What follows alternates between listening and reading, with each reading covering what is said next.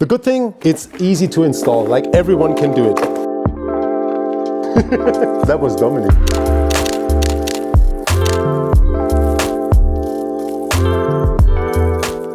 Hello and welcome here at Magura from Bad Urach in Germany. My name is Tibor Simay. I'm Magura's brand ambassador and I show you how easy it is to mount a Magura MT7 on a SCOR 4060.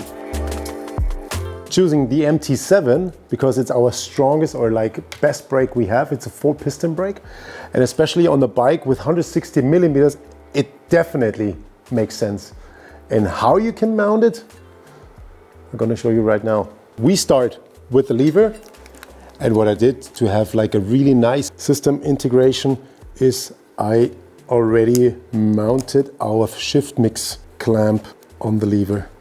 So please cut the hose about 10 to 15 centimeters from the brake lever, okay? Like this. No mineral oil can drop out, so that is definitely safe for mounting the whole system. Okay, it's nice to have like a frame without a brake, but especially when it has a guided internal routing. But what do you do if you have like already a mounted brake and you want to switch the brake system? So there's this barb connector available. It's a €3 piece and it has a left-handed or a right-handed thread, and then you can mount it with, you cut the hose of the mounted brake, you're going to connect these two and going to pull the hose through the frame, and that's perfect. That's super easy. That's a nice tool. But as I said, we have the guided routing. Let's push the hose through the frame and this. So that's easy.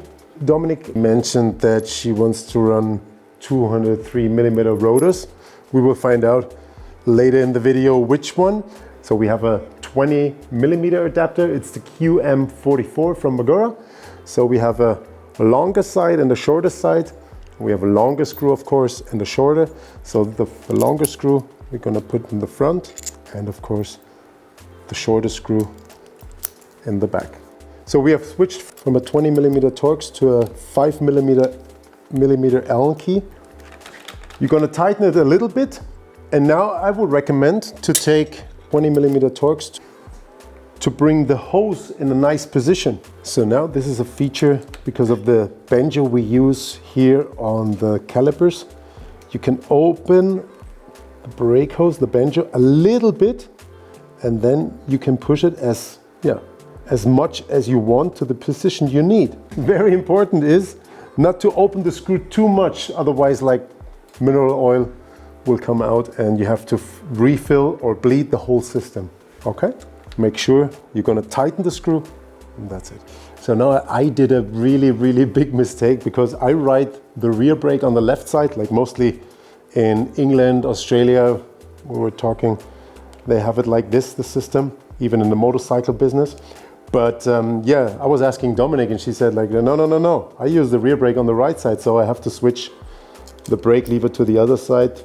Okay, so now it's not my bike, as I said, so it's Dominic's bike. I need Dominic quick. I know she doesn't want to come in front of the camera, but now I need you, please. So just let me know where you use or where you want to ride your brake lever compared to the grip. Please don't push the brake. Like here? Okay, thank you. Pleasure. Thank you. That was Dominic. All right, to double check for Dominic's bike, if it's mounted nice, we're gonna turn the handlebar. I would recommend like this. You ready? A cut. All right. So please listen closely. This is really important. You're gonna open the screw, okay? As we mentioned before, we have like at least 10 centimeter hose still here for the brake lever.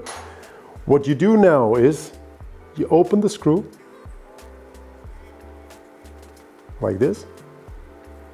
Now you knuckle a little bit and imagine there's still mineral oil in here, and you leave to get back all the mineral oil into the brake lever. And it's really important that this position is filled up. And if you look closely, you can see we could fill it up a little bit more. So now I'm gonna add the syringe, put a little bit oil in here, and it's totally filled up. The good thing on this preparation is that you don't need to bleed the whole brake system, okay? Don't forget this connector here, the screw in the right position. Then we have the insert and the olive.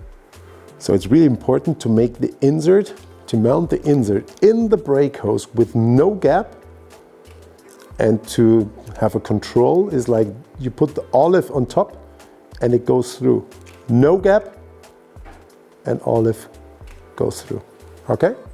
So what you do now, you're gonna put them together, take a piece of paper, I'm gonna connect the lever with the hose. You good?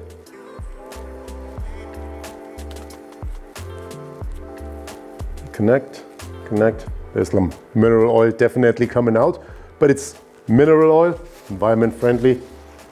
Push it really, really hard to the end. What you can do is like, take the handlebar, put it to your chest, take the brake hose, push it to the brake lever, take your 8mm Allen key and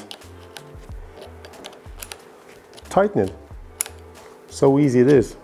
You're gonna tighten the screw to 4 Newton-meters of torque, or you're gonna tighten it as long as you don't see the thread anymore. And that's 4 Newton-meters.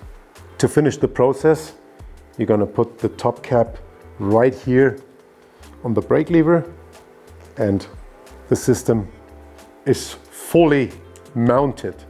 If you don't see the Magura logo on here, what you do is you're gonna push with your finger on the BAT screw, push against it, open the banjo with a push and a turn of 90 degrees, remove the spring. This is pretty much the same procedure you do when you do a lever change, especially ergonomic wise. So push the lever a little bit, remove the BAT screw, put the logo in the right way it's supposed to be. And now the challenge is to bring the screw, especially the spring, with the twist of a 90 degrees and a push into the closed position. To connect the shifter with our matchmaker, you have like several options. You can check it right here. So you can use this clamp, you can have it either here or there or there or there. So after finishing the process of mounting the brakes on the bike into the frame, we finished with that. Now it's time to find the right rotor.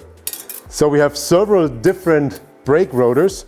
We have the MDRC, for example, we have the Storm HC, it's a really classic good one. And we have the MDRP, it has an aluminum spider and is definitely the strongest rotor we offer. Let's mount this on the wheel. So make sure you're gonna use 4 Newton-meters of torque.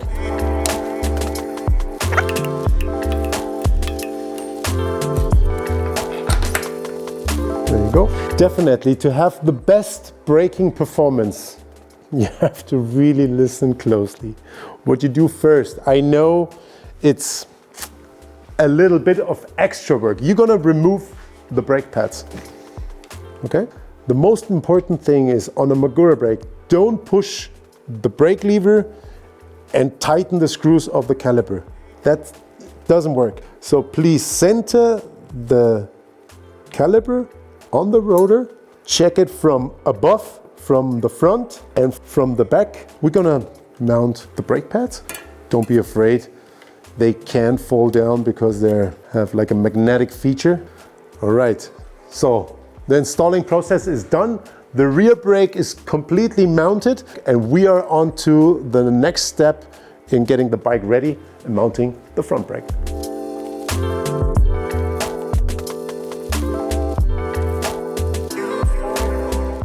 I would like to remove this cable from Dominic's bike. There's no turning back. like this. Gonna put it back right here. So now we have installed the brakes and the Magura Viren.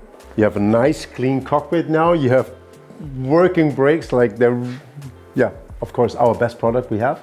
And yeah, thanks for watching the video. Thanks for watching the installation process, and see you on the next one.